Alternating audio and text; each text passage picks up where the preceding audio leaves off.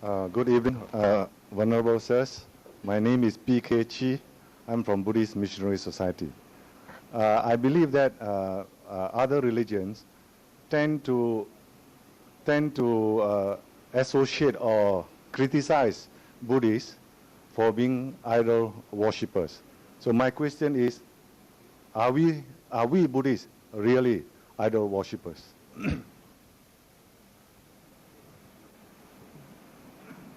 Actually, Buddhists are not idol worshippers, but ideal worshippers. Because, first thing, the word worshipping also wrong from the Buddhist point of view. We do not worship, but we pay homage, pay respect, in appreciation of the Buddha's highest achievement, perfection, supreme wisdom, enlightenment. Therefore we pay homage. For that we use the word worshipping. But we do not worship idols. We worship the Buddha. But the image is important for us to concentrate, because it is very difficult for us to maintain our mind, because the senses can bring all sort of external objects and disturb the mind. To avoid those external disturbances, we take the Buddha image as a symbol. Then very easily we can concentrate and we can recall the Buddha in our mind. We can create the real Buddha in our mind. But the image is important for us to concentration. On the other hand, some people take the Buddha image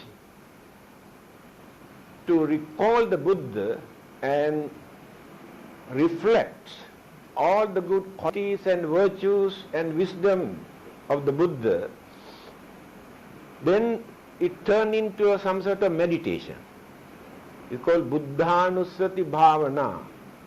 By reflecting all the great virtues and the qualities of the Buddha, they train their mind. Then the image is important in that respect. Therefore, it is wrong for people to say that we are idol worshippers, because we do not expect anything in return from the idols. But we take the image as an object for us to train our mind to develop our concentration. Thank you. Most Venerable Reverend, I thought it would be relevant and definitely useful for us to recognize the fact that the Buddha himself did not want an idol of himself in his lifetime, neither did he want idol worship as a practice.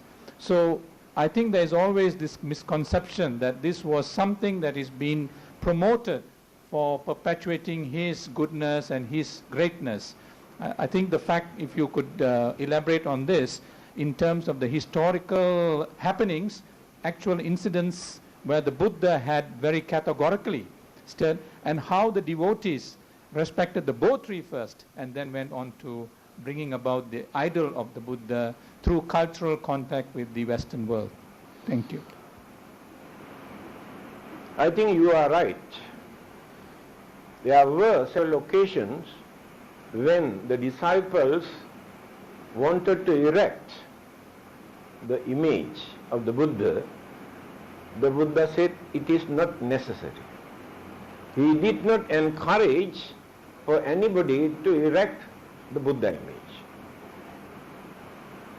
There is no evidence to prove that there was a Buddha image in India for nearly 500 years after his passing away. First, they started to worship or pay respect to the lotus flower in place of the Buddha. Later, they have erected the feet of the Buddha, then paid respect. During Greek occupation, they have influenced Indians to erect the images and various other religious symbols, then started to erect the image. Another thing, the Buddha did not encourage for people to depend on his physical body or the image. So one of the disciples who had been experiencing emotional satisfaction by watching the Buddha image, the Buddha's figure or the body, the Buddha said, by watching this dirty body, you won't gain anything. If you really want to see the Buddha, you can see the real Buddha through the Dhamma or the doctrine that I have preached. That is why earlier also I mentioned, when we think about the great qualities and virtues of the Buddha, we can create the real Buddha figure in our mind without depending on images and idols.